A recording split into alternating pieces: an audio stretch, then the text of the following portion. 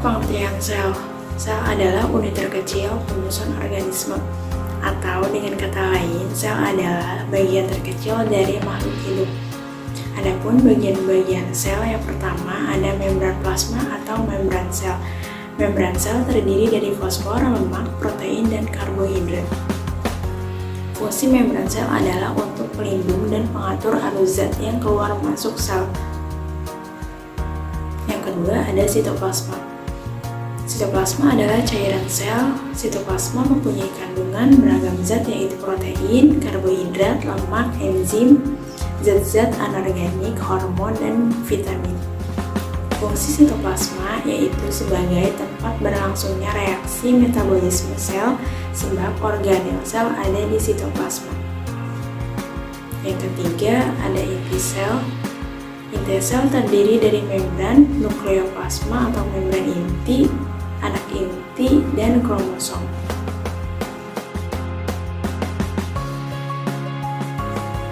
Yang selanjutnya pengertian reproduksi sel, mitosis, dan amitosis.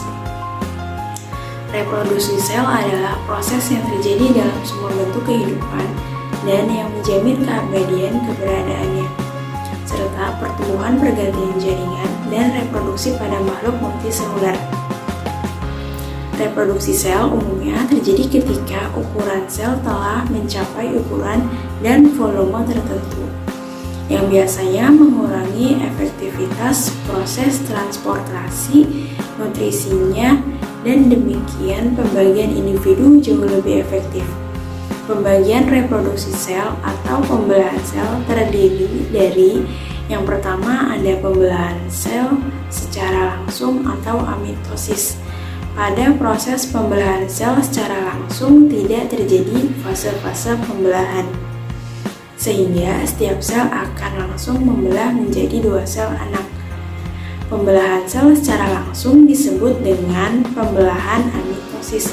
Pembelahan secara langsung ini dapat terjadi pada bakteri maupun berbagai organisme uniseluler lainnya. Contohnya ada amoeba. Yang kedua ada pembelahan secara tidak langsung. Pada proses pembelahan sel secara tidak langsung terjadi fase-fase pembelahan sel di dalamnya, sehingga setiap sel akan langsung membelah menjadi dua sel anak.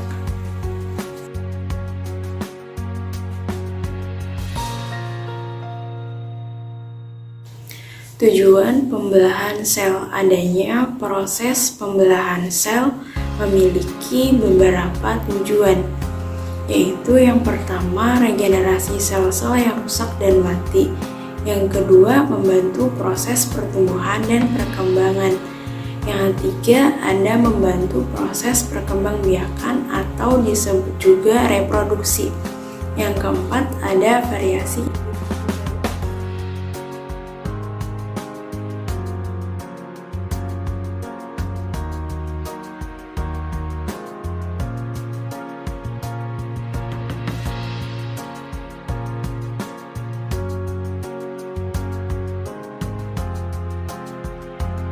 Selanjutnya yaitu proses pembelahan amitosis, atau seperti gambar yang di atas. Proses pembelahan amitosis adalah proses pembelahan secara langsung atau pembelahan binar.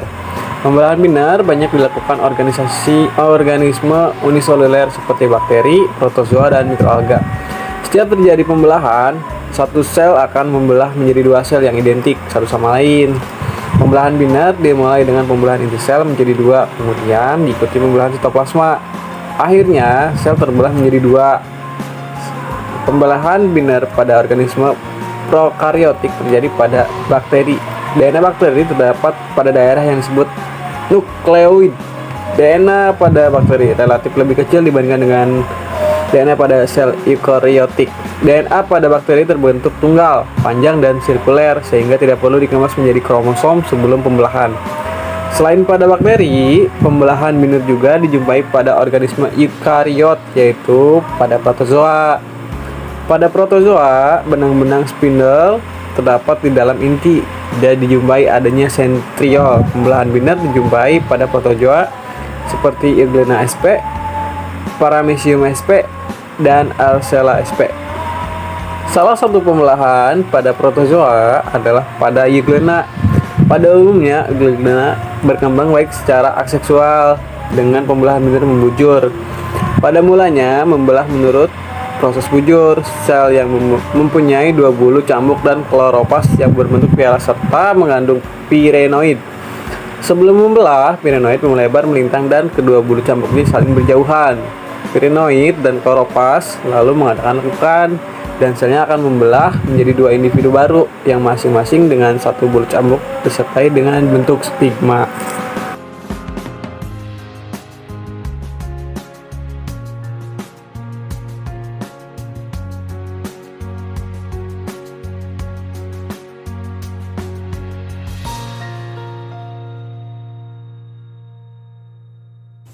Pembelahan mitosis adalah suatu proses menghasilkan dua sel anak yang identik. Pembelahan mitosis terjadi dengan mempertahankan pasangan kromosom yang sama dengan melalui pembelahan inti dari sel somatis secara berturut-turut. Tahapan pembelahan sel pada mitosis adalah sebagai berikut. Yang pertama ada profase. Rusaknya membran inti menjadi serpihan-serpihan.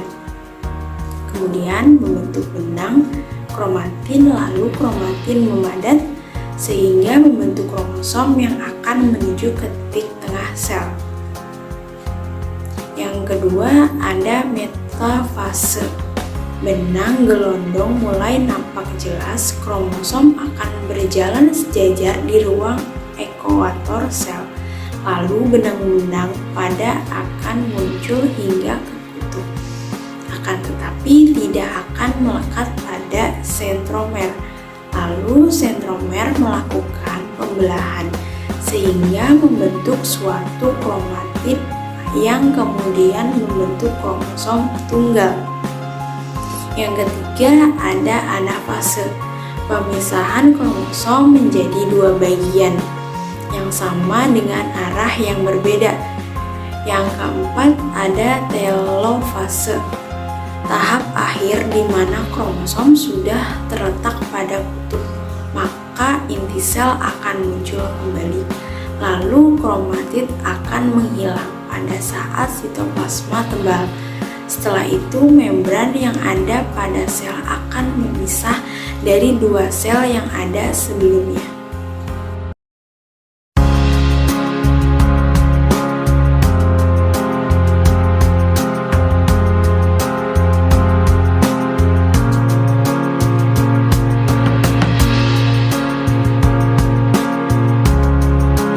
Meiosis yaitu proses yang berbeda dari reproduksi sel yang khusus dilakukan oleh organisme reproduksi. Hasil meiosis adalah gamet pria maupun sel telur wanita yang merupakan sel-sel menggabungkan selama konsepsi. Pada laki-laki, gamet atau sel sperma mengandung bahan kromosom yang diwariskan kepada keturunannya. Dan sementara sel-sel tubuh menjadi total 46 kromosom. Sel-sel gamet hanya membawa 23 kromosom. Seorang laki-laki dewasa yang sehat dan menghasilkan beberapa ratus juta sel gamet setiap hari. Pada wanita, sel kelamin atau ovum berkembang mengikuti proses yang panjang, mulai bulan kelima setelah perempuan dikandung. Meiosis dimulai pada tahap ini, tapi berhenti pada prekursor telur tahap sel atau oosit primer selama perkembangan janin. Setelah mencapai pubertas, perempuan sekresi hormon memicu reproduksi satu atau lebih sel telur per bulan. Setelah beberapa waktu, oosit sekunder yang merupakan telur matang dilepaskan dari ovarium. Proses ini lengkap pada wanita, tidak benar-benar terjadi sampai telur dibuahi oleh gamet. Seperti dengan jamet jantan, hanya 23 dari 46 kromosom betina dipindahkan ke sel zigot yang merupakan bentuk pertama janin. Selain itu, melalui pembelahan meiosis terdapat 3 cara menghasilkan variasi baru, yaitu yang pertama variasi genetik melalui distribusi acak pada tahap metafase pertama. Ketika tahap metafase pertama berlangsung, pasangan kromosom homolog secara atur mengatur diri pada bidang ekuator. Setiap pasangan kromosom membawa ciri-ciri umum, akan tetapi secara rinci pasangan kromosom ini membawa ciri-ciri yang berbeda. Pemasangan secara bebas dan penyebaran secara acak pada kromosom ini akan membentuk kombinasi genetik baru. Yang kedua, produksi serta penggabungan sel-sel gamet. Variasi genetik bisa dihasilkan melalui perkembangbiakan seksual atau pencampuran secara genotip dari induk-induk mereka. Pada sel kelamin terdapat sejumlah kromosom sel induk sehingga memungkinkan terjadinya penggabungan sifat di antara sperma dengan ovum. Variasi yang ketiga, variasi genetik melalui pindah bilang di antara kromosom homolog. Ketika tahap profase pertama berlangsung, bagian yang sama dari homolog mungkin berubah. Melalui cara ini bisa dihasilkan pemisahan gen-gen yang terpaut dan komunikasi genetik. Ketiga yaitu perkembangan biakan makhluk hidup, terbagi menjadi 2, yaitu aseksual atau vegetatif, pembentukan individu baru dari satu individu tanpa melalui hubungan atau perpaduan sel kelamin. Reproduksi vegetatif adalah cara reproduksi makhluk hidup secara aseksual tanpa ada peleburan sel kelamin jantan dan betina. Reproduksi ini bisa terjadi secara alami maupun buatan. Pada hewan alami, membelah diri berkembangbiakan dengan membelah diri biasanya terjadi pada hewan tingkat rendah bersel satu atau protozoa, misalnya amoeba dan paramecium. Pembelahan diri binat jika terjadi pembelahan individu menjadi 2 individu baru dan disebut pembelahan diri multipel, perkembangbiakan dengan spora. Jika pembelahan individu menjadi banyak individu, misalnya paramecium. Yang kedua yaitu seksual atau generatif, pembentukan individu baru melalui peleburan atau perpaduan 2 sel kelamin, fertilisasi. Perkembangan biakan generatif adalah perkembangbiakan tumbuhan secara kawin atau seksual. Proses perkembangbiakan generatif ini membutuhkan alat kelamin jantan dan alat kelamin betina.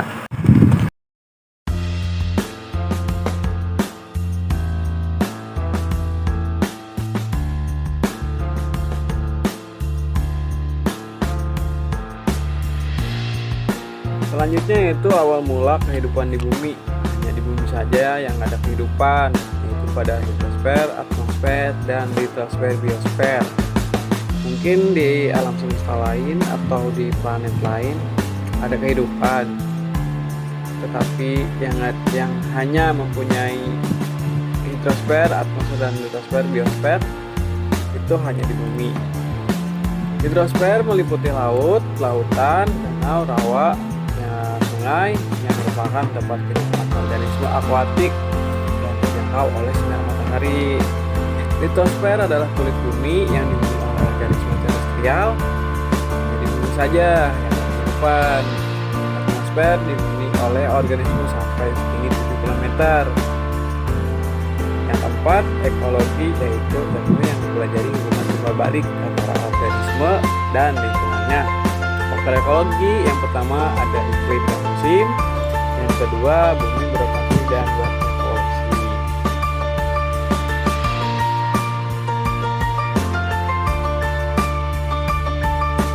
Di sini saya menjelaskan tentang sejarah asal mula kehidupan. Sejarah kehidupan di bumi berdasarkan temuan fosil pada berbagai lapisan batuan dapat dibedakan adanya skala zaman geologis sebagai berikut. Zaman Azoikum adalah zaman sebelum ada kehidupan, kira-kira 5.000 juta tahun yang lalu, dan zaman Arkeozoikum atau zaman purba. Pada zaman itu bumi cukup dingin, terbentuk benua, samudra, sungai, dan gunung. Kira-kira 3,5 sampai 2.000 juta tahun yang lalu. Zaman Proterozoikum adalah zaman mulai hidup berbagai organisme bersel satu, kira-kira 1.000 juta tahun yang lalu. Di sini ada zaman Paleozoikum, disebut juga zaman primer, kira-kira 600 sampai 200 juta tahun yang lalu. Pada zaman ini mulai terdapat binatang laut tidak bertulang belakang, ikan, amfibi, insekta, reptil, dan tumbuhan darat. Di mana zaman Mesozoikum disebut juga zaman sekunder, kira-kira 230 sampai 135 juta tahun yang lalu. Pada zaman ini banyak ditemukan reptil raksasa, mulai muncul binatang menyusui dan tumbuhan berbiji tertutup. Di sini ada zaman Kenozoikum atau Neozoikum, kira-kira dari 70 juta tahun yang lalu sampai sekarang, terbagi dalam dua periode, yaitu tertier 70 sampai 10 juta tahun yang lalu dan kuarter 6 juta tahun yang lalu sampai sekarang. Pada periode tersebut terjadi perkembangan binatang menyusui. Periode kuarter dibagi menjadi dua, yaitu Pleistocene atau Deluvium, mulai muncul manusia purba, dan Holocene atau Alluvium, hidup beraneka makhluk hidup seperti sekarang ini.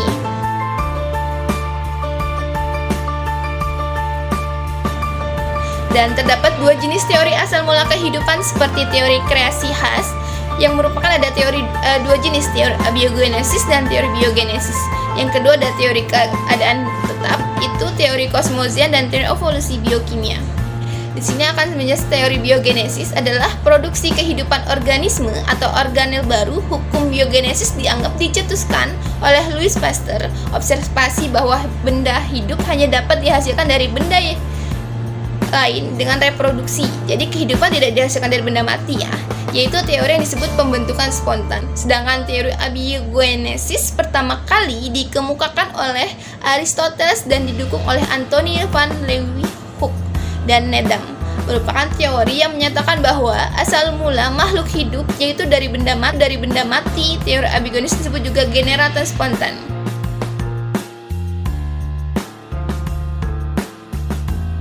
Evolusi berasal dari bahasa Latin yaitu evolvo yang berarti membentang. Evolusi adalah perubahan yang berangsur dan pelan. Ada bermacam-macam evolusi, yaitu ada evolusi geologi, evolusi astronomi, evolusi biologi, dan evolusi budaya. Ditinjau dari bagian yang mengalami perubahan, evolusi dapat dibedakan menjadi dua, yaitu evolusi kosmik dan evolusi organik. Di samping itu, ada istilah lain yang dikenal dengan evolusi geologis. Pada suatu saat, evolusi terjadi lebih cepat dari yang lainnya. Bentuk-bentuk baru muncul dan bentuk lama punah. Lalu kecepatan evolusi tidak berlangsung sama pada tiap-tiap organisme yang berbeda.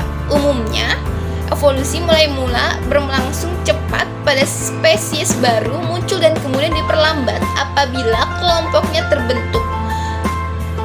Dan merupakan bentuk dari yang paling sempurna yang langsung hidup, tetapi berasal dari bentuk sederhana yang belum terspesialisasi. Evolusi tidak selalu dari yang sederhana ke kompleks. Ternyata banyak contoh evolusi regresif, yaitu dari bentuk kompleks menuju bentuk sederhana. Sebagai contoh adalah kasuari diturunkan dari burung bersayap yang dapat terbang, kemudian berkembang menjadi kasuari yang tidak bersayap dan tidak dapat terbang. Evolusi terjadi dalam populasi, bukan dalam individu oleh proses mutasi, reproduksi diferensial, dan seleksi alam.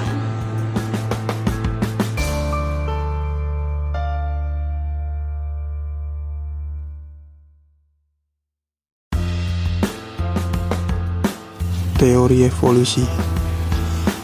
Yang pertama, teori Lamarck. Lamarck mengemukakan evolusi terjadi karena adanya adaptasi makhluk hidup terhadap lingkungannya. Hal ini menyebabkan terjadinya perubahan struktur guna menghadapi perubahan lingkungannya. Menurut Lamarck, tingkat perubahan bentuk sesuatu alat adalah sebanding dengan frekuensi penggunaannya. Lamarck juga memiliki ide bahwa adaptasi perkembangan makhluk hidup dipengaruhi oleh use dan disuse. Yang kedua, teori Darwin. Menurut Darwin, evolusi terjadi karena adanya seleksi alam. Organisme yang sesuai dengan lingkungannya akan tetap bertahan hidup. Sedangkan yang tidak sesuai dengan lingkungannya maka akan mati karena adanya seleksi alam. Prinsip pokok dari teori evolusi Darwin yaitu yang pertama, spesies yang berkembang sekarang berasal dari spesies-spesies yang hidup pada masa lampau. Yang kedua, evolusi terjadi melalui seleksi alam. Yang ketiga, teori Darwin Weismann. Pada kala itu, Darwin belum menemukan mengenai kromosom dan gen dari ciri sifat keturunan. Oleh sebab itu, Weismann melengkapi pernyataan Darwin sebagai berikut. Yang pertama, evolusi merupakan masalah genetika, yaitu berkaitan dengan bagaimana diwariskannya gen-gen melalui sel-sel kelamin. Yang kedua, sel-sel tubuh tidak dipengaruhi oleh lingkungan. Jadi, evolusi adalah gejala seleksi alam terhadap faktor genetik. Dan keempat, teori Hugo de Vries. Hugo de Vries mengemukakan tentang mutasi gen, yaitu suatu perubahan pada gen yang bersifat kekal. Mutasi gen ini merupakan masalah yang menyebabkan terjadinya evolusi.